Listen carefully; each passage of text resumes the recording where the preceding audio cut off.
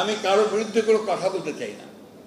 অনেকে অনেক কথা বলছেন, আমি শুধু একটা কথা বলতে চাই যে আজকে এই সুযোগটা বাংলাদেশের জনগণ, একটা কথা কিছুক্ষণ আগে আজকে প্রথম আলোতে সাইমন পারভেজের লেখা একটা পড়ছিলাম, যে কৃতিত্ব কার, কৃতিত্বের দাবিদার অনেকেই করছেন, তাই না? দাবি করছেন, নেতা হয়ে গেছেন, বড় বড় নেতা হয়ে গেছেন। এখন কৃতিত্ব আসলে জনগণের, বাংলাদেশের মানুষের। সমগ্র মানুষ এক হয়ে গিয়েছিল। যে গ্রামের কৃষক, কারখানার শ্রমিক, অত্যন্ত আধুনিক মেয়ে, স্টুডেন্ট লিডার অথবা ছাত্রী, ইউনিভার্সিটি ছাত্রী, আবার হিজাব পরা, বোরখা পরা ছাত্রী, সব মিলে শিক্ষক শিক্ষয়িত্রী সব মিলে আমরা এক হয়ে গিয়েছিলাম, তাই না? একটাই মাত্র আমাদের লক্ষ্য ছিল যে আমরা একটা গণতান্ত্রিক বাংলাদেশ চাই। কথাটা খুব স্পষ্ট, এখানে কোনো রাগঢাক নেই। আমরা একটা লিবারাল ডেমোক্রেসি চাই, আমরা একটা উদারপন্থী গণতন্ত্র চাই, কারণ এর জন্যই আমরা 1971 সালে স্বাধীনতার যুদ্ধ করেছিলাম।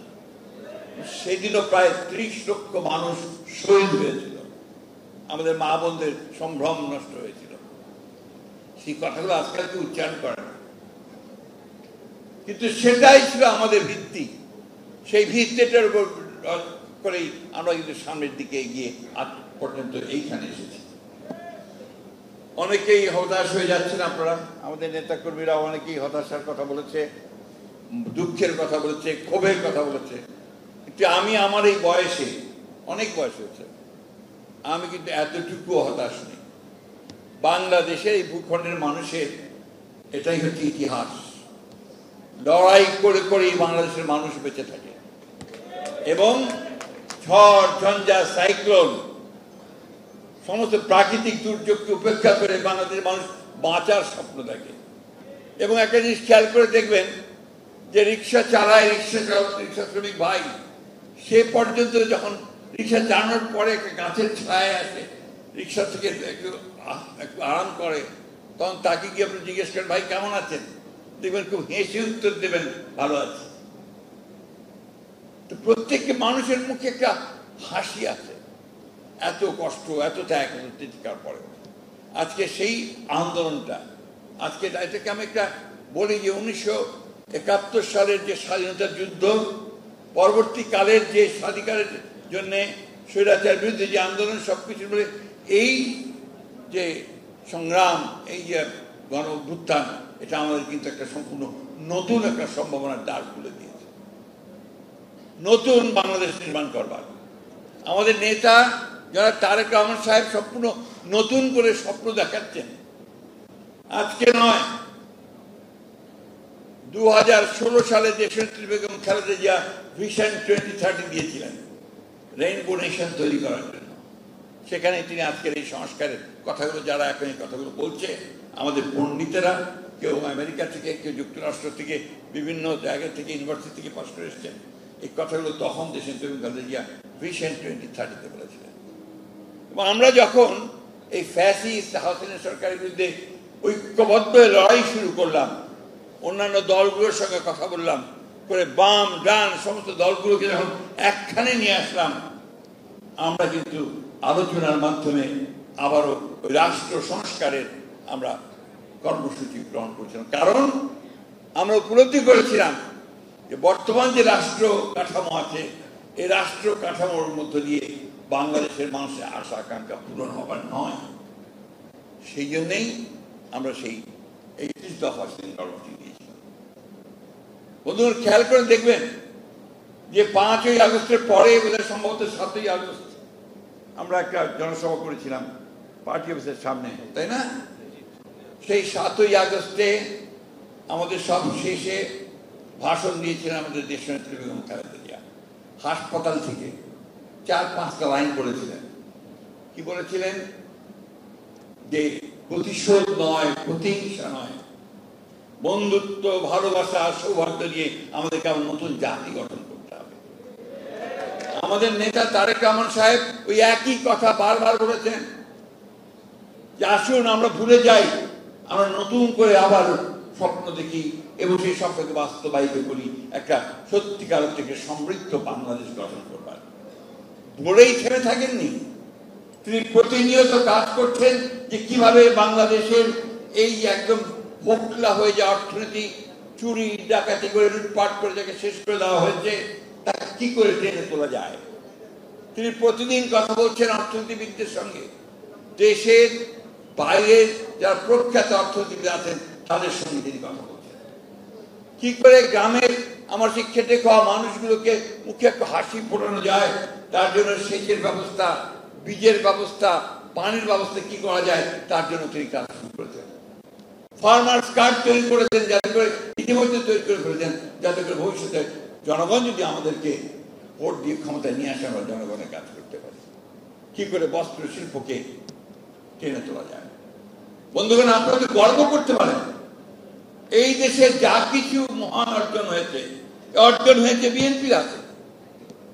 কারণ 1971 সালে যে স্বাধীনতা যুদ্ধ হয়েছিল, বাংলাদেশে যে স্বাধীনতা ঘোষণা করা হয়েছিল, সেদিন যিনি ঘোষণা করেছিলেন তিনি আমাদের দলের প্রতিষ্ঠাতা শহীদ প্রেসিডেন্ট জিয়া রহমান।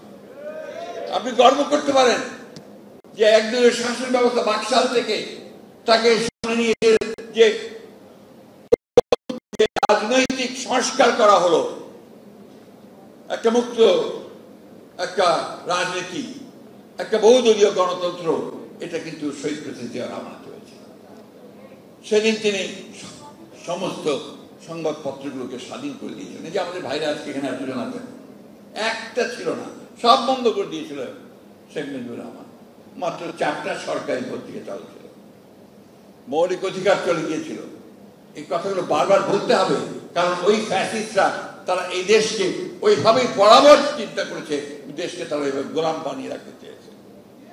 বন্ধুগণ, একটা কথা আমাদের মনে রাখতে হবে, এরপরে দেশনেত্রী বেগম খালেদা জিয়া সংসদীয় গণতন্ত্র নিয়ে এসেছেন। দেশনেত্রী বেগম খালেদা জিয়া আমাদের অনেক আপত্তি সত্ত্বেও শেষ পর্যন্ত জনগণ যেহেতু চায়, আমরা তত্ত্বাবধায়ক সরকারের বিধান চালু করেছিলাম। সারা রাত জেগে আমরা পার্লামেন্টে সেই বিধান চালু করেছিলাম। কারণ বিএনপি হচ্ছে সেই দল যারা সত্যিকার অর্থেই বাংলাদেশের পরিবর্তন চায়, বাংলাদেশের মানুষের ভাগ্যের পরিবর্তন চায়, বাংলাদেশ একটা কল্যাণমূলক সমৃদ্ধ দেশ হিসাবে মাথা উঁচু করে দাঁড়ানোর মতো দেশ হিসাবে দেখতে চায়। আজকে তাই আমি কথা বাড়াবো না। আমি আপনাদের অবদান, আপনাদের যে ভাইরা যারা চলে গেছেন তাদের অবদান, যারা আহত হয়েছেন, পঙ্গু হয়েছে, তাদের অবদান আমরা যেন চিরকাল স্মরণ রাখি। আমার খুব দুঃখ হয় যখন দেখি যে আমাদের আহত ভাইয়েরা তারা বলছে যে আমরা কোনো সহযোগিতা পাচ্ছি না। কই, এই সরকার কেন এখন পর্যন্ত তাদের সেই ব্যবস্থা করেনি? আমরা এই যে দেখুন 142 জন ছাত্রদের একটা তালিকা আছে এখানে। আমি জিজ্ঞেস করছিলাম এখন যে এদের নামগুলো এখন পর্যন্ত গেজেটেড হয়েছে কিনা, তারা বলল যে না, হয়নি। তাহলে কার নাম গেজেট করছে? যারা প্রাণ দিয়েছে তাদের নাম যদি গেজেটভুক্ত হয়, তাহলে কার নাম দিয়েছে? আমি অনুরোধ করবো নেতৃবৃন্দকে এই বিষয়টা নিয়ে আপনার সরকারের যথাযথ যে আপনার ডিপার্টমেন্ট আছে তাদের সাথে কথা বলবেন এবং তাদের নাম যেন এখানে আপনার গেজেটেড হয় তার জন্য ব্যবস্থা গ্রহণ করবেন।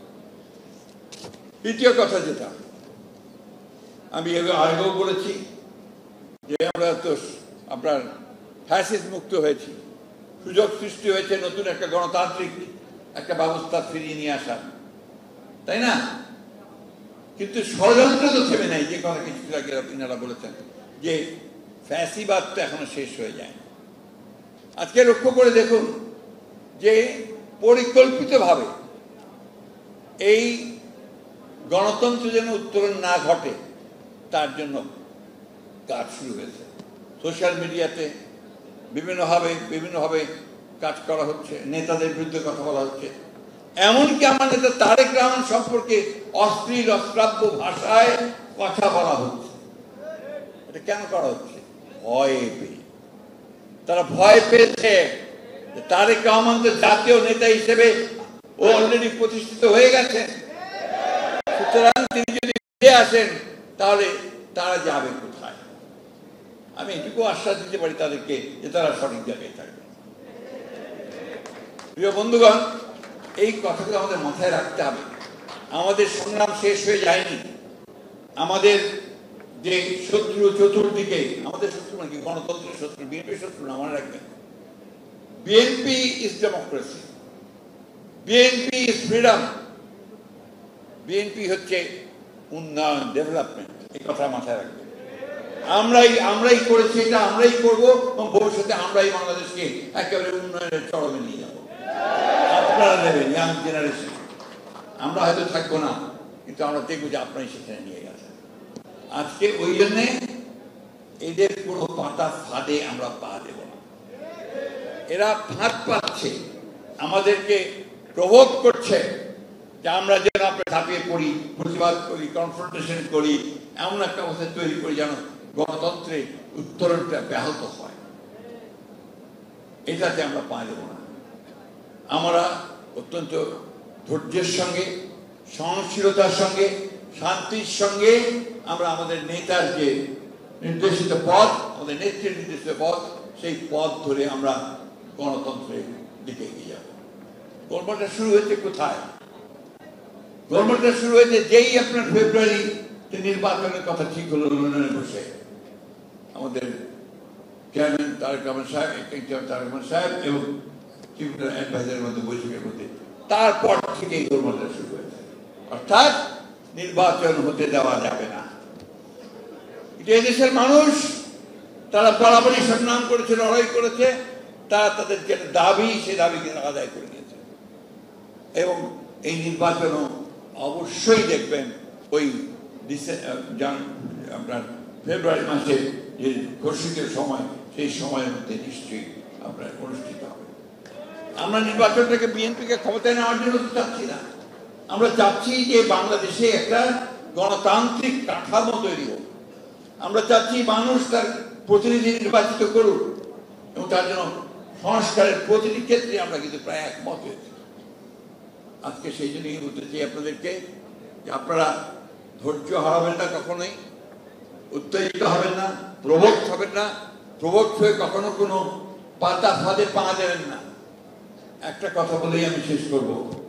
আমার একটা বদ অভ্যাস আছে, আমি কবিতার লাইনটি পড়ে দিয়ে সব আবারও বলছি, বন্ধু তোমার ছাড়ো উদ্বেগ, সুতীক্ষ্ণ করো চিত্ত, বাংলার মাটি দুর্জয় ঘাটি, বুঝে নেই দুর্বৃত্ত। কেউ পারবে না আপনাদেরকে রোধ করতে, কেউ পারবে না।